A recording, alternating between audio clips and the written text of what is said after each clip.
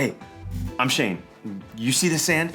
It's a big deal to me because I know when this sand gets there, which I'd like it to go a little faster, then I will get my Christmas cookies. I'm talking delicious double chocolate chip cookies. And they're one of my favorite things about Christmas. I love cookies, all of them. Like chocolate chip, the ones with the little chocolates in the middle, sugar cookies, sprinkles, give me all of them. It's one of my favorite parts about this time of year. I look forward to it because nobody cares how many I eat. I can have them all. And there's all sorts of things to look forward to when it comes to Christmas. From watching TV to social media to our community. It's easy to see that people are excited about the holiday season. There's a sense of cheer everywhere you turn. And as followers of Jesus, there's a great amount of excitement and joy because Christmas time is a time for us to remember the birth of our Savior, Jesus. So, what's your favorite thing about the holiday season? Is it the presents, which are awesome, or the cookies, which taste so good? Is it the time with your family, which is really special? Or is it the long break from school, which is amazing? What's the one thing about the Christmas season that you look forward to the most every year?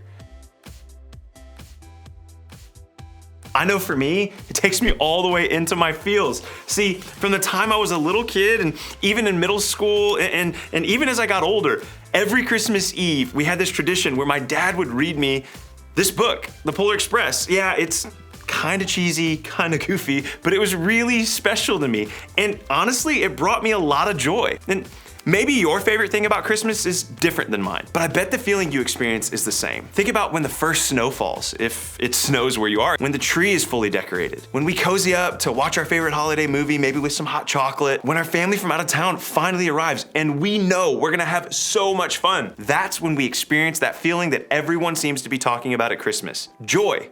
Okay, maybe joy isn't a word that you use all that often.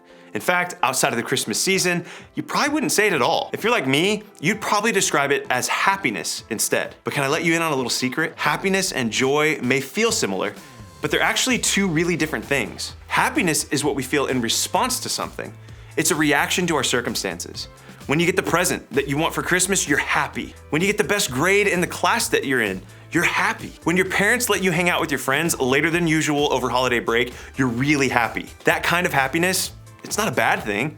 It's something that I want all of us to feel a little bit more, especially at Christmas time. But when we experience happiness, it's only for a moment. It's the result of something good that has happened. And that means when things change, our happiness usually does too. But joy's different. Joy's an attitude that we can have no matter what our circumstances are. Sure, you can experience joy in the same way as happiness. When something good happens, of course you can be joyful about it. But what's cool about joy is that you can also experience it even when the good stuff doesn't happen. It's a deeper, more lasting feeling that goes with us no matter what's going on around us. And I don't know about you, but that definitely sounds like something that I want. And if you're anything like me, when you hear that something like joy is possible, you'll do whatever you can to try and find it. Maybe you look for joy in a really cool experience, like a fun vacation at the beach. That sounds awesome, especially at Christmas time, or maybe a new location to make TikToks, you know, like whatever you do, I don't know what it is, or a cool place to hang out with your friends, that kind of stuff, it can bring you a little joy. Or maybe it's in an answered prayer or a circumstance that works out just the way that you wanted. When everything feels like it falls into place in life, or we get the good news that we're hoping for, that has to bring some joy our way. Maybe we look for joy in other people. When we spend time with our friends or have fun with our family, or even hang out with our small group, we feel like we're finding some joy. Here's the thing, we may look for joy in all of these things, but they actually bring moments of happiness. And at the end of the day, those moments pass. The feelings of happiness change. And just like that, we're back to where we started. So what do we do? If happiness isn't enough to keep us going when things get tough, how do we find the one thing that will help us no matter what? Where do we find real, lasting joy? To get our answer, I want to look back at one of the most joyful times on earth, the birth of Jesus. It's what we count down to and celebrate every year at Christmas. His arrival made everything different, including the way that we experience joy, because Jesus changed everything. Because the birth of Jesus was such a big deal back then, you'd think that some of the first people who heard about it would have been kings or religious leaders or super important people in the culture where Jesus was born. But in reality, it was actually a group of shepherds who got the good news first. Why does that matter? Well, shepherds were the people who took care of sheep, and sheep, they stink. And even though that was a really difficult job in Jesus' culture at that time, shepherds weren't considered to be all that important. In fact, a lot of people looked down on them, or they saw them as less than. So you can imagine everyone's surprise, including the shepherds themselves, when angels showed up to tell them about the birth of Jesus. And here's what the angels said to the shepherds. Let me read this to you. "Do not be afraid. I bring you good news that will cause great joy for all the people. Today in the town of David, a Savior has been born to you. He is the Messiah, the Lord." The angels could have said anything about the birth of Jesus. But notice what they said. "I bring you good news that will cause great joy for all the people." In other words, Jesus' birth brought something great to the world, joy. And not just joy that some people can experience, but joy for all people to experience. This is so important because the shepherds especially needed to hear this message. While the rest of the world might have thought that this joy wouldn't have been for people like them, the angels reminded them that it was definitely for them.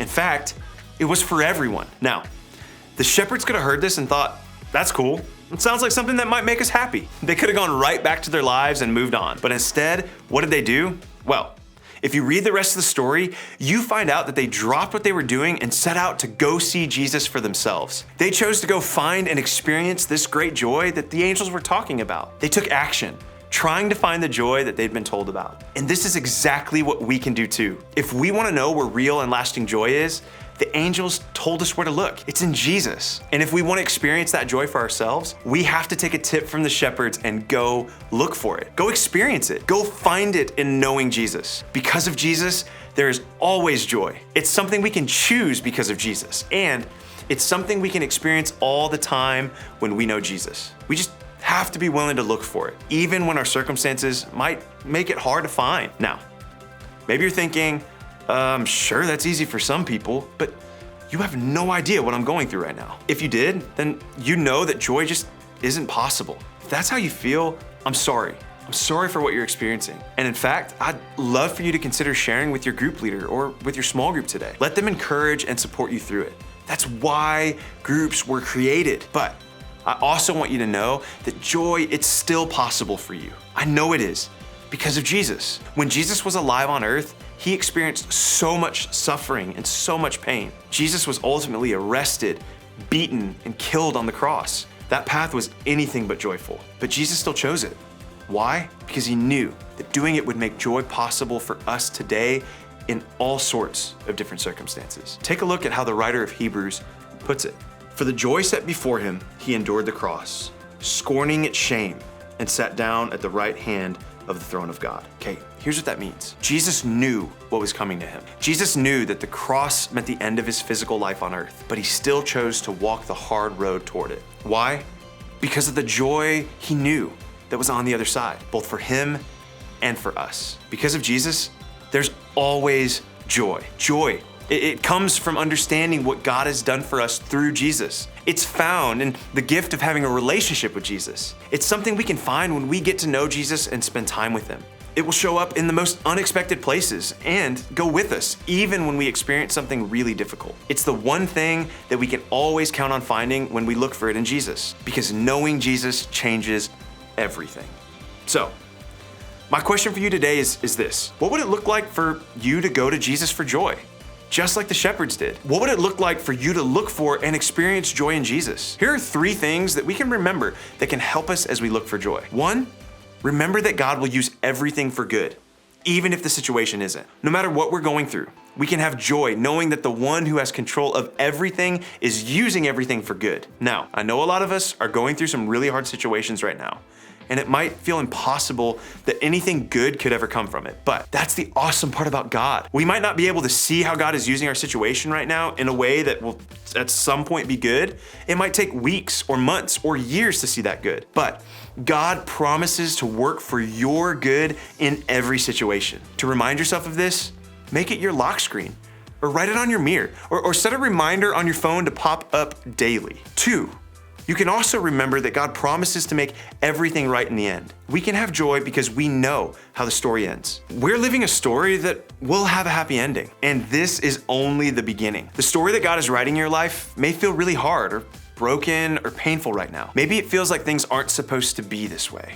And chances are, parts of your story will feel that way in the future too. I know that's been the case in my life. When we go through things that are difficult, It's okay to ask questions about whatever it is that we're dealing with. By asking questions, we can actually get to know God more, which can help us remember that in the end, God will make everything right. Now, third, remember to look for joy.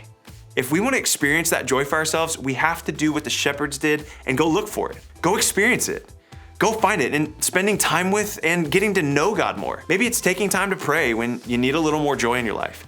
Or maybe it's even praying a prayer of thanks when you feel joy. Maybe it's spending time with people who love and believe in Jesus too, like your group. Or maybe it's reading more about Jesus in places like the book of Luke, where you can discover more about where this Christmas stuff all started. Whatever it is for you, commit to going to look for joy. Remember, because of Jesus, there's always joy.